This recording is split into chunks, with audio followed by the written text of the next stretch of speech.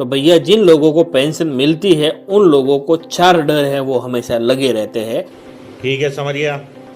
वो कौन कौन से डर है वो आज आपको मैं बता देता हूँ। सबसे पहला डर ऐसा है कि पेंशनरों को ऐसा लगता है कि अगर उनके खाते में अगर उन्होंने हर महीने पेंशन नहीं निकाली तो उनकी पेंशन है वो आना बंद हो जाएगी।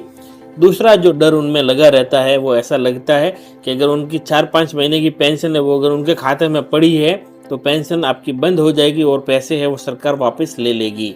और तीसरा जो डर लगा रहता है पेंशनरों के अंदर, वो काफ़ी बार देखा गया है कि उनके पास अगर कोई सेविंग पैसा पड़ा है उनके घर में 10-20 हज़ार 50 हज़ार लाख रुपए ऐसे कुछ उनके पास पड़े हैं तो वह पैसे उनके सेविंग खाते में वो जमा नहीं करवाते। उन्हें ऐसा लगता है कि अगर वो पैसे उन्होंने जमा करवा दिए तो उनकी पेंशन आना बंद हो जाएगी।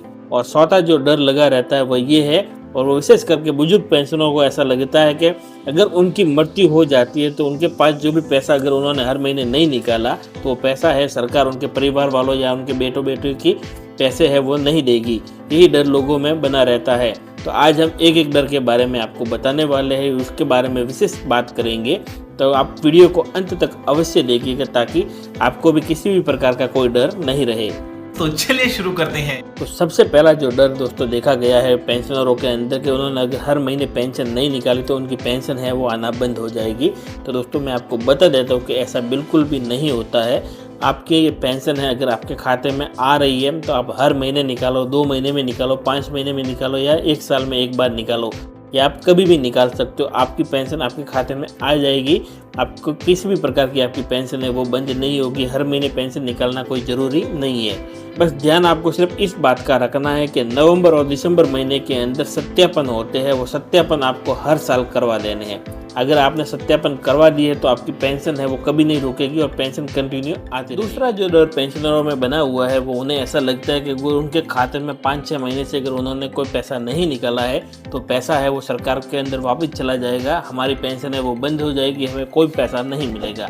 तो दोस्तों ऐसा भी बिल्कुल नहीं होता है। आपके खाते में जितना भी आपके पास पैसा पड़ा होगा वो पैसा आपका है। आप 6 महीने नहीं उठाओ, साल भर नहीं उठाओ, उससे कोई दिक्कत नहीं। जो आपका पैसा है वो वापस कभी नहीं जाएगा। तो सिर्फ इतना है कि आपके जो बैंक खाते की केवाईसी अगर वो एक्सपायर हो जाती है तो वो खाता है आपका इनएक्टिव हो जाता है, जिसके कारण से दोस्तों आपको ई मित्र पे वगैरह वो पैसा नहीं मिलता है। आपको बैंक में जाके अपने आधार कार्ड की फोटोकॉपी देके अपनी केवाईसी को वापस करवाना पड़ता है और वो पैसा है वो आपके खाते में ही पैसा रहता है। सिर्फ ये है कि आपका जो पैसा है वो आपका खाते में पड़ा है लेकिन आप ई मित्र से नहीं निकाल सकते, उसकी केवाईसी करवानी पड़ती है। बस ये इसी वजह से लोगों को ऐसा लगता है कि हमारा पैसा है वो वापस चला गया, पैसा है वो वापस चला गया। तो ऐसा नहीं होता। आपका पैसा है वो आपके पास ही रहता है। सिर्फ खाते की केवाईसी पूरी हो जाती है तो आपको खाते की केवाईसी करवानी पड़ती है। तीसरा जो डर बना हुआ है लोगों को ऐसा लगता है, और विशेष करके मैं ये बुजुर्ग लोगों को कह रहा हूँ कि अगर उनके पास कोई पैसा घर पे पड़ा हुआ है तो उन्हें ऐसा लगता है कि भैया हमने अगर हमारा जो पैसा है वो बैंक में जमा कर दिया तो हमारी पेंशन है वो आना बंद हो जाएगी। सरकार को ऐसा लगेगा कि इनके पास पैसा है तो हमारे पेंशन है वो आना बंद हो जाएगी। तो दोस्तों मैं आपको बता देता हूँ, अगर आपके पास कोई सेविंग पैसा आपके पास पड़ा हुआ है तो उसे घर में रखने की कोई आवश्यकता नहीं है। आप अपने बैंक खाते में रख सकते हो, उसकी वजह से आपकी कोई पेंशन है वो बंद नहीं होती है। उल्टा आप घर पे रखते हो तो चोरी होने का डर लगा रहता है।